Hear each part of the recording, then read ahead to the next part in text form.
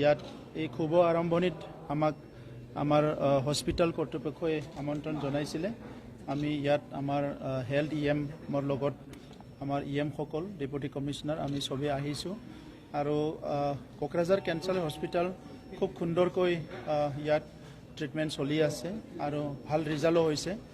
আমাৰ এইটো এটা ডাঙৰ এটা ব্লেছিং বুলি ক'ব লাগিব আমাৰ কাৰণে।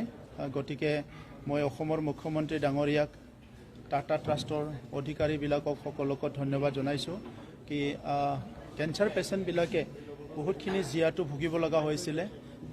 আমাৰ অসমতো বহুতখিনি যিটো কেঞ্চাৰৰ কাৰণে ট্ৰিটমেণ্ট কৰা যিটো ফেচিলিটি এইটো বহুত কম আছিলে, কিন্তু আমাৰ মুখ্যমন্ত্ৰী ডাঙৰীয়াই এতিয়া বিবি কেঞ্চাৰ হস্পিটেলতো কেপাচিটিটো বাঢ়াইছে আৰু বিভিন্ন স্থানত কেঞ্চাৰ হস্পিটেল ইতিমধ্যে আৰম্ভ কৰিছে।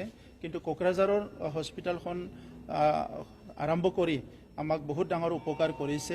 গতিকে মই আশা ৰাখিছোঁ যে আমাৰ নামনি অসমৰ যিবিলাক পেচেণ্ট আছে সেইসকলে ইয়াত খুব ভাল এটা ট্ৰিটমেণ্ট উইথ নিউ টেকন'লজি যিবিলাক মেচিনবিলাক আহিছে ইয়াৰ ভাল ট্ৰিটমেণ্ট পাব আৰু সময়ে সময়ে আমিও কাউন্সিল গভৰ্ণমেণ্টৰ তৰফৰ পৰা ইয়াত আহি থাকিম।